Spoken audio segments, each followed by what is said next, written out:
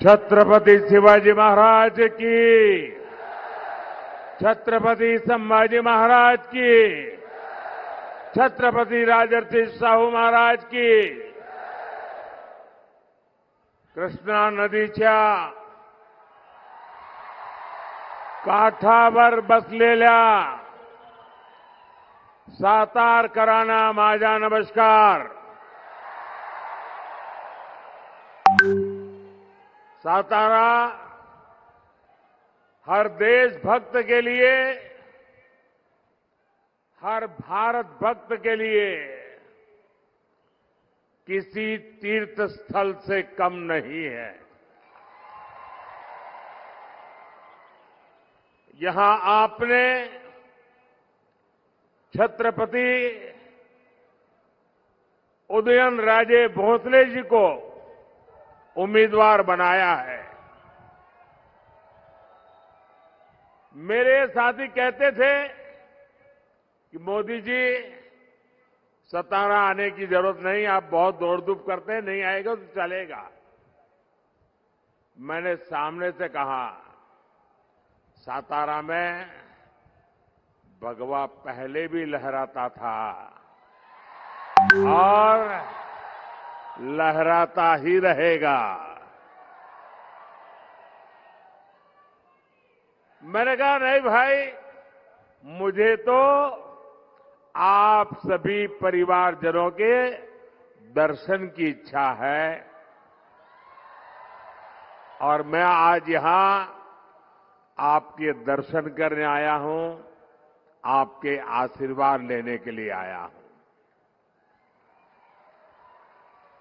और आपने जो भरोसा अपने इस सेवक पर जताया है, उसकी जवाबदारी मेरी है और इसलिए मैं आज यहां आया हूं. और ये जो मैं जोश उत्साह देख रहा हूं, इतनी बड़ी तादाद में माताएं बहनें आई हैं,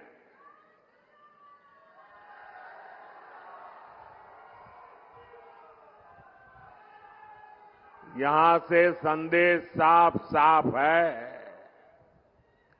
और इस जोश, उत्साह, उमंग, ये साफ मतलब है फिर एक बार, फिर एक बार, फिर एक बार. साथियों, ये मेरा सौभाग्य है. कुछ बातें याद आ जाती है जब यहां आता हूं तो. 2013 में जब भारतीय जनता पार्टी ने मुझे प्रधानमंत्री पद के उम्मीदवार के लिए घोषित किया, तब तो चुनाव घोषित नहीं हुए थे, लेकिन जब मुझे घोषित गया तो मैं रायगढ़ के किले पर चला गया.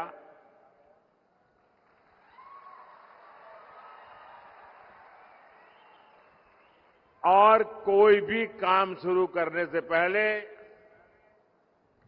मैं छत्रपति शिवाजी महाराज की समाधि के सामने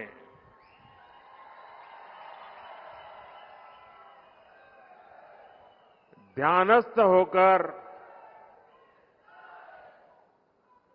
उस पवित्र भूमि पर बैठा था. और उस समय छत्रपति शिवाजी महाराज की उस समाधि स्थल से मुझे जो प्रेरणा मिली, जो ऊर्जा मिली, उस पवित्र माटी ने मुझे जो आशीर्वाद दिए, उसी की बदौलत मैं पिछले 10 साल उन्हीं आदर्शों, विचारों को जीने का प्रयास करता हूं आपके लिए. कुछ न कुछ करने का प्रयास करता हूं. साथियों, सातारा ने छत्रपति शिवाजी महाराज के सुशासन को देखा है. सातारा की ये भूमि शौर्य की भूमि है. आज मिलिट्री अपशिंगे गांव हो या सातारा का कोई भी सैनिक परिवार हो, आत्मनिर्भर होती भारत की सेनाओं को देखकर वो सबसे ज्यादा खुश है। आज हमारी सेना के पास एक से बढ़कर एक मेड इन इंडिया हथियार है। अब आप ही बताइए भाइयों बहनों, ऐसे काम करके मोदी ने जिनकी दुकानें बंद कर दी, वो खुश होंगे क्या? वो खुश होंगे क्या? हथियारों के जिन दलालों को कांग्रेस की सरकार बहुत अच्छी लगती थी, वो कभी भी मोदी की वाहवाही करेंगे क्या?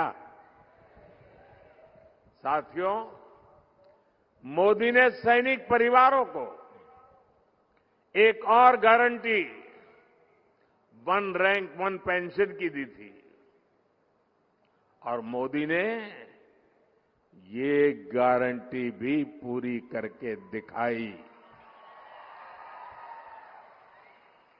कोई कैसे भूल सकता है कि कांग्रेस ने 40 साल तक सैनिक परिवारों को one rank one pension OROP उससे वंचित रखा। सिर्फ 500 करोड़ रुपए का यानी झुंझुना दिखाकर कांग्रेस कहती थी OROP लाएंगे, यानी आंख में धूल झोंकने में इनकी ऐसी मास्टरी है, झूठ बोलने में इनकी ऐसी मास्टरी है। आज बीजेपी सरकार OROP के 1 लाख करोड़ रुपए, अब सोचिए वो 500 का खेल खेल रहे थे, 500 करोड़ का, आज 1 लाख करोड़ रुपए से ज्यादा अपने पूर्व सैनिकों को दे चुकी है। भाइयों और बहनों, देश 1947 में आजाद हुआ। कांग्रेस ने गुलामी की मानसिकता को फलने फूलने दिया। पूरी दुनिया छत्रपति शिवाजी महाराज की नौसेना का लोहा मानती थी। आज भी विश्व में जब भी नौसेना की दुनिया में चर्चा होती है, जो छत्रपति शिवाजी महाराज का नाम लिया जाता है।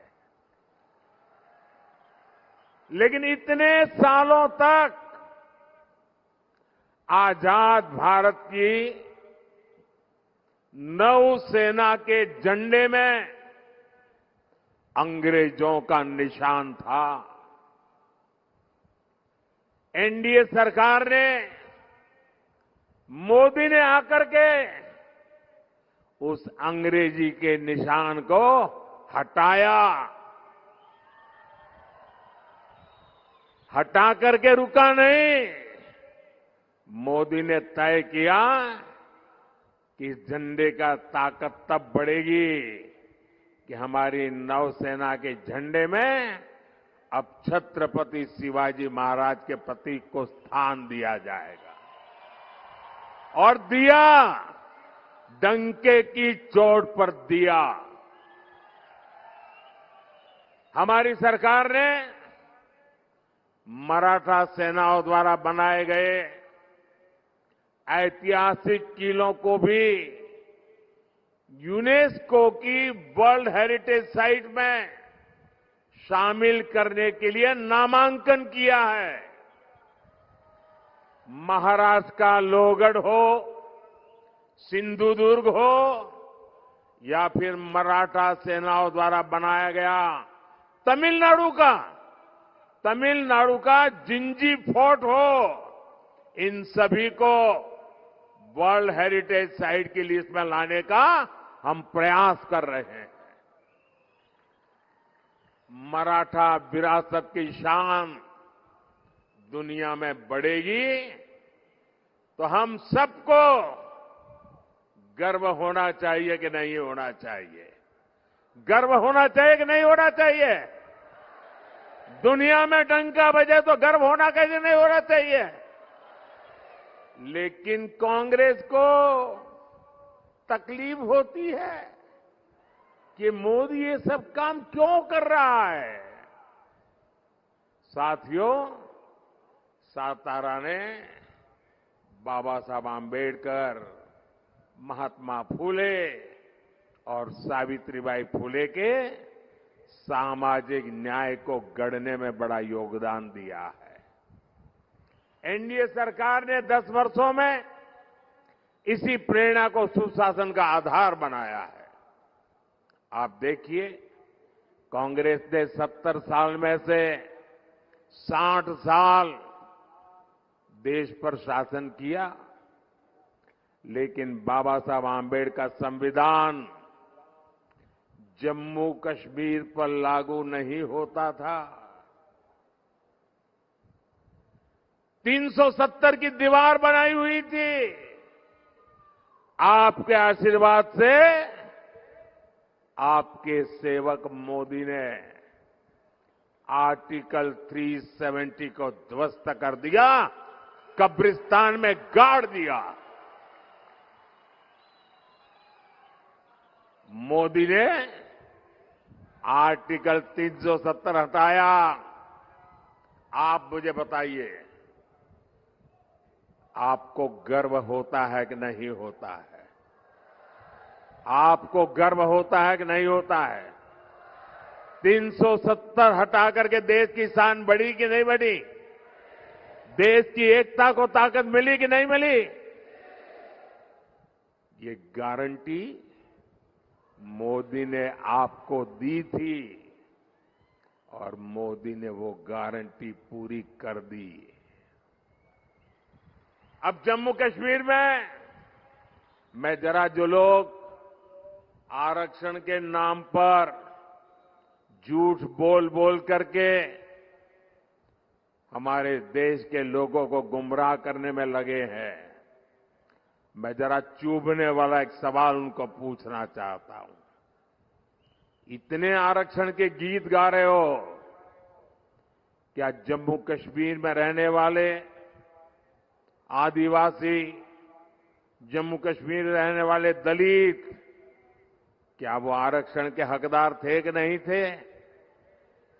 जब देश के दलितों को आरक्षण मिल सकता है, देश के आदिवासियों को आरक्षण मिल सकता है, तो जम्मू कश्मीर में मेरे दलित भाई बहनों को, मेरे आदिवासी भाई बहनों को आरक्षण से वंचित क्यों रखा गया?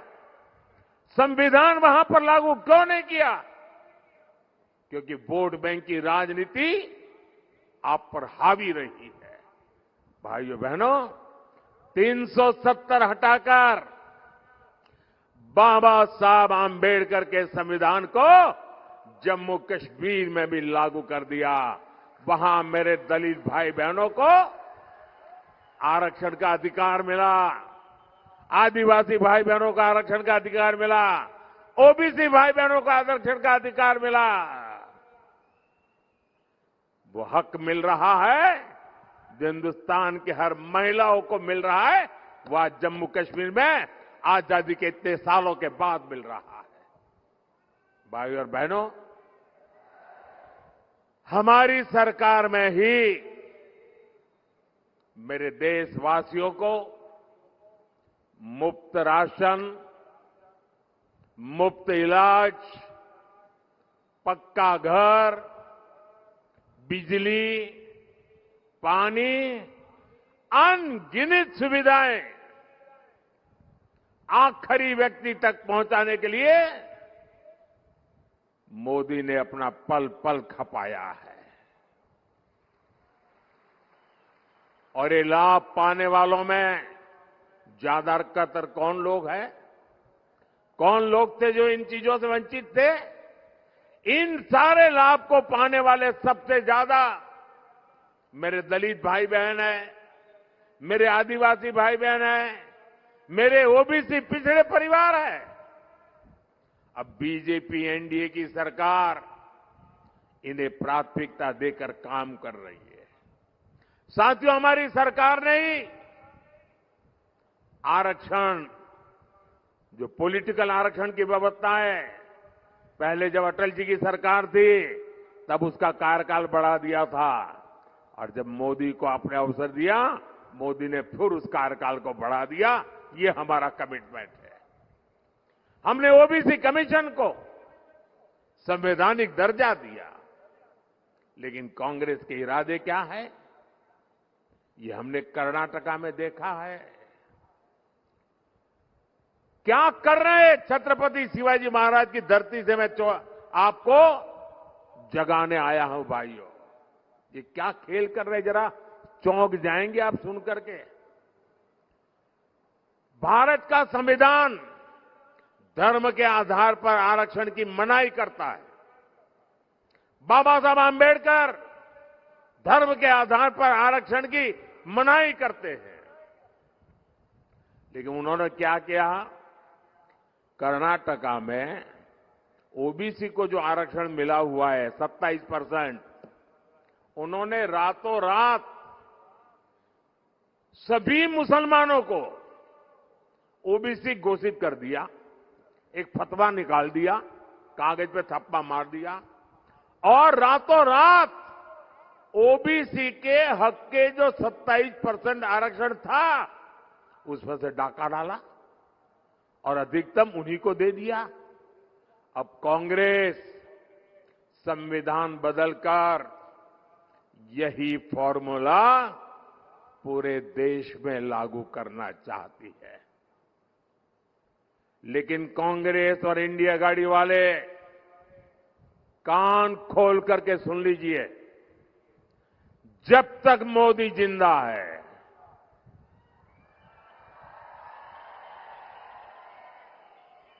जब तक जनता जनार्दन का मुझ पर आशीर्वाद है, धर्म के नाम पर आरक्षण लाने की आपकी कोशिश, संविधान को बदलने की आपकी कोशिश, मेरे जिंदा रहते आप नहीं कर पाओगे, लिख के रखना।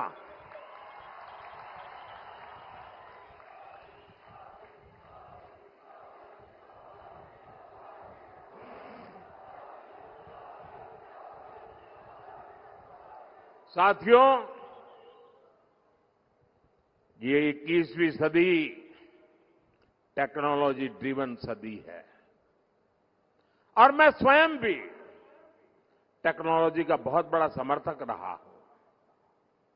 मैंने सोशल मीडिया का उपयोग हमेशा जनता जनार्दन से जुड़ने के लिए किया है, आपकी इच्छाओं आकांक्षाओं को जानने के लिए किया है। आप तक सरकार का कोई कार्यक्रम पहुंच रहा है या नहीं, उस पर सुधार की गुंजाइश क्या है, ऐसी फीडबैक के लिए मैंने सोशल मीडिया का उपयोग किया है। लेकिन ताजा घटनाएं परेशान करने वाली है, लोकतंत्र प्रेमी हर व्यक्ति को शर्मसार करने वाली है। जो लोग भाजपा से, एनडीए से मुद्दों के आधार पर, सच्चाई के आधार पर, अपने कार्य के आधार पर आमने सामने राजनीतिक लड़ाई नहीं लड़ पा रहे हैं, वो अब सोशल मीडिया पर फेक वीडियो फैला रहे हैं। हमारी पार्टी के अलग अलग नेताओं की आवाज में आर्टिफिशियल इंटेलिजेंस का उपयोग करके कभी मेरी आवाज, कभी हमारे अमित भाई की आवाज, कभी हमारे नड्डा जी की आवाज, कभी हमारे मुख्यमंत्रियों की आवाज, और जो कभी हमने सोचा भी ना हो, ऐसे वाक्य हमारे मुंह में रख करके आग लगाने की कोशिश कर रहे हैं। ऐसी खबरों से, ऐसे वीडियो से समाज के अंदर तनाव पैदा करने का षड्यंत्र चल रहा है। देश में अगर शांतिपूर्ण चुनाव चलते रहे तो इनके इरादे कभी भी सफल नहीं हो सकते और इसलिए आने वाले 1 महीने के अंदर अंदर देश में कोई बड़ी हरकतें करने का इनका इरादा है और मैं एक बड़ी गंभीरता से उन पर आरोप लगा रहा हूं। सामाजिक तनाव पैदा करके अनहोनी घटनाएं घटे, इसके खेल खेले जा रहे हैं और इसलिए मैं छत्रपति शिवाजी महाराज की सातारा की पवित्र धरती से देशवासियों को कहना चाहता हूं, मीडिया के मेरे साथियों को कहना चाहता हूं कि लोकतंत्र की भलाई के लिए, देश में सुख शांति के लिए, देश की एकता के लिए कृपा करके जो भी फेक वीडियो निकलते हैं उनको हम एक्सपोज करें। ऐसे कोई भी वीडियो, कोई भी तस्वीर आपके व्हाट्सएप पर आए तो किसी सोशल मीडिया पर दिखे तो मेरा रिक्वेस्ट है पुलिस को जानकारी दे। उसको फॉरवर्ड करने से पहले सोचिए कहीं वो आपका भी नुकसान कर देगी, क्योंकि कानून बहुत कड़क है और मैं ही चाहता हूं कि निर्दोष नागरिक इसके शिकार हो जाए और इसलिए ये फेक वीडियो, इन सब से हमारे समाज को बचाना हमारा दायित्व है और ऐसे लोगों के विरुद्ध मैं इलेक्शन कमीशन से भी विशेष रूप से रिक्वेस्ट करता हूं कि आप उनके ओर के कठोर कार्रवाई करने के लिए कदम बढ़ाएं। सरकार पूरी तरह सच्चाई के साथ रहेगी, ये मैं देशवासियों को विश्वास दिलाता हूं। साथियों, हमारे यहां कांग्रेस ने स्वास्थ्य सेवाओं का ये हाल बना रखा था कि जिसको बीमारी हो जाती थी वो बदहाली तक पहुंच जाता था। बीमारी को बदकिस्मती मानने के अलावा कोई विकल्प बचा ही नहीं था।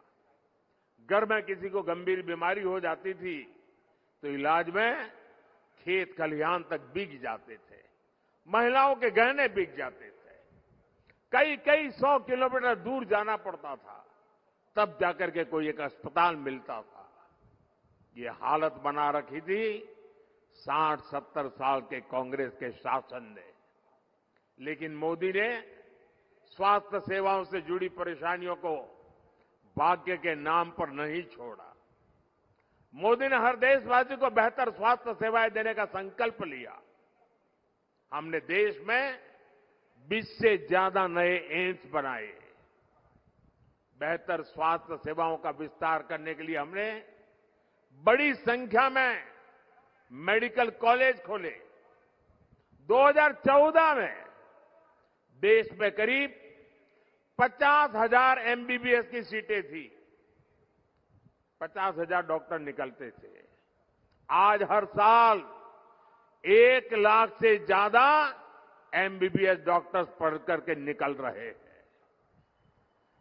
ये डॉक्टर छोटे शहरों, ग्रामीण इलाकों में भी इलाज का बड़ा माध्यम बन रहे हैं।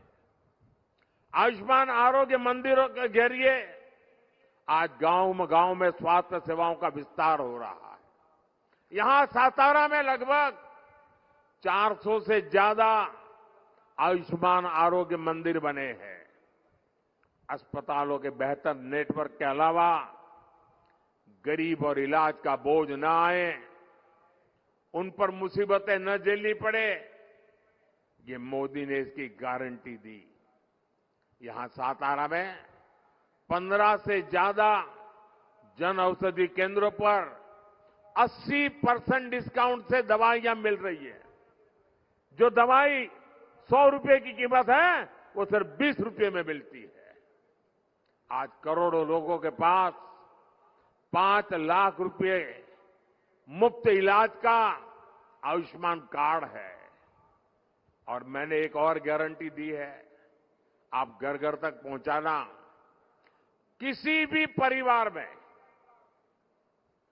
किसी भी जाति वर्ग विशेष कोई भी परिवार, आपके घर में 70 साल की ऊपर के कोई जो भी व्यक्ति होंगे, अब उनकी बीमारी का खर्चा जो आपको करना पड़ता है, अब वो खर्चा आपको नहीं करना पड़ेगा, ये आपका बेटा मोदी करेगा।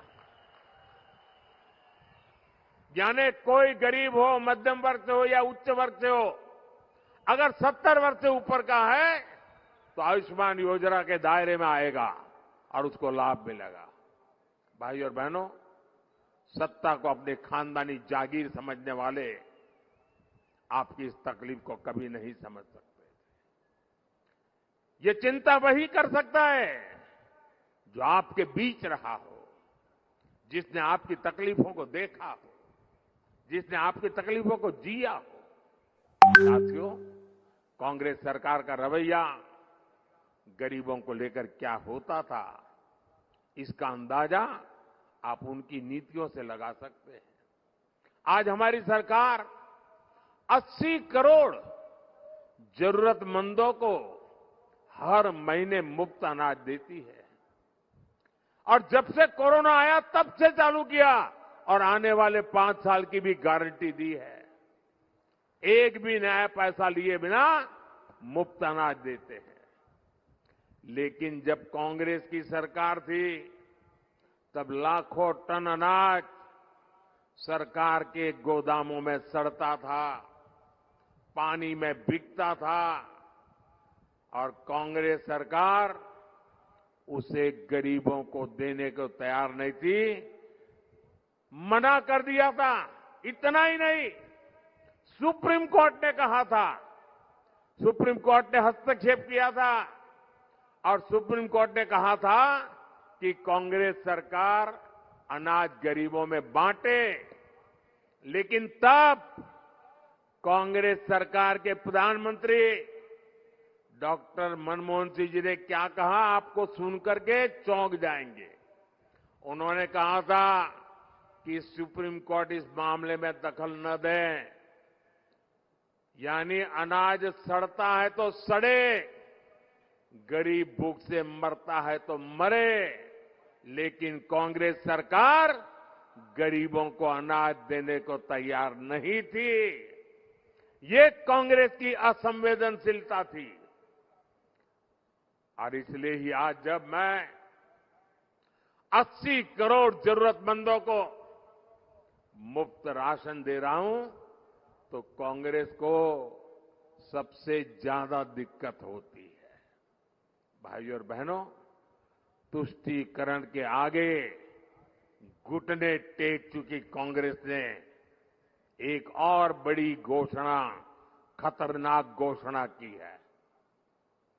ये कांग्रेस कह रही है आपके खेत, आपके घर, आपके परिवार में माताओं बहनों के गहने, उनके मंगलसूत्र, कांग्रेस कहती है अब एक्सरे करेंगे, एक्सरे।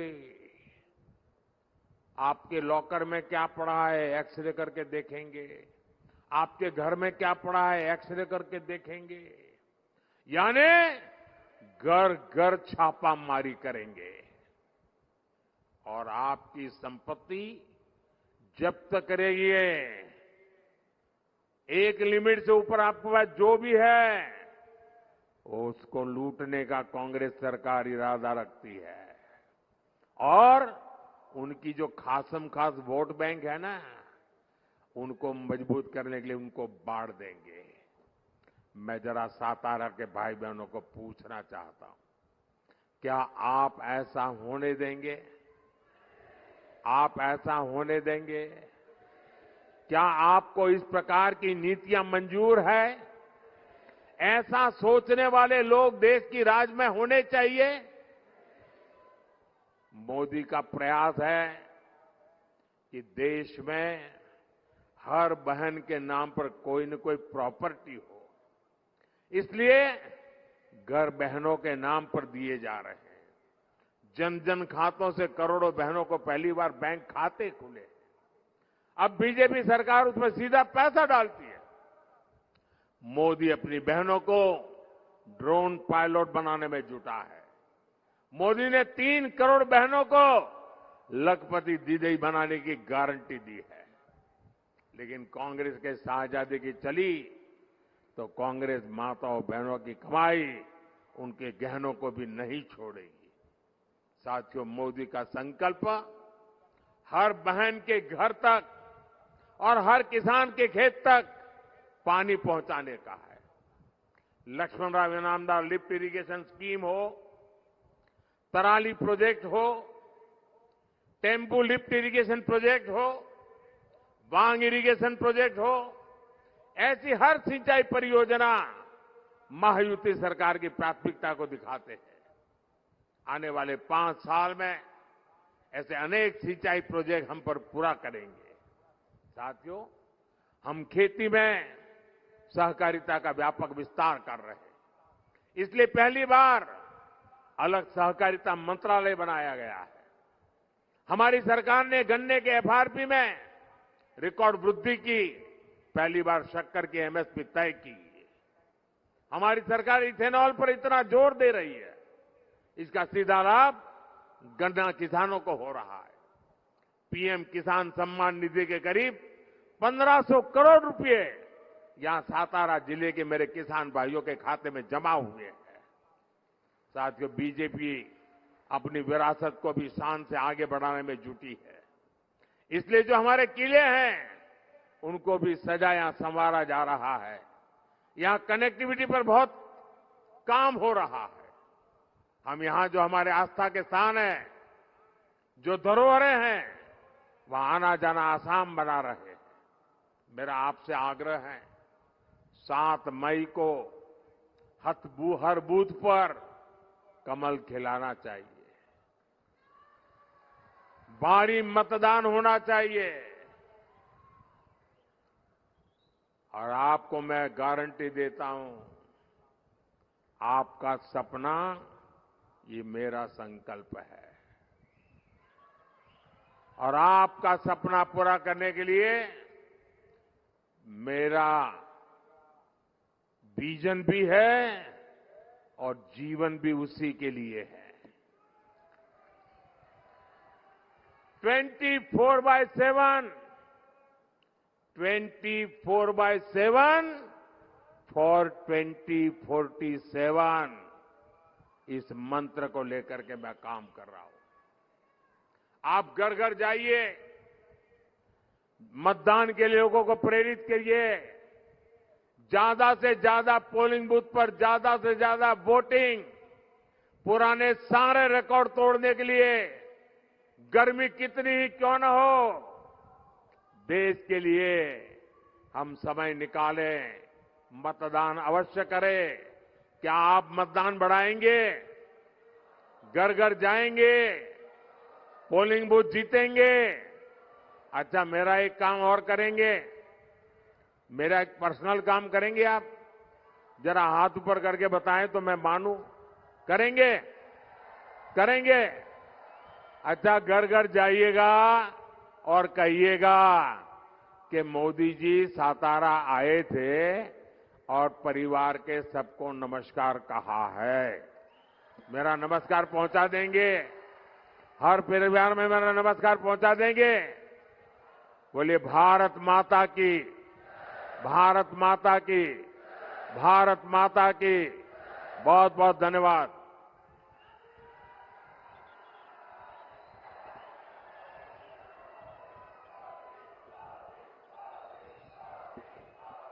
बहुत बहुत धन्यवाद आदरणीय प्रधानमंत्री नरेंद्रजी मोदी।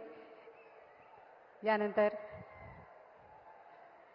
आपल्या सगळ्यांना ते अभिवादन करतायत आणि आपणही आपला सगळ्यांचा निश्चय, आपल्या सगळ्यांचं मत, आपल्या सगळ्यांचं म्हणणं आणि आपल्या सगळ्यांचं त्यांच्याविषयी असलेलं प्रेम आपल्या जोरदार टाळ्यांमधनं पंतप्रधान मोदीजींपर्यंत पोहोचवूया।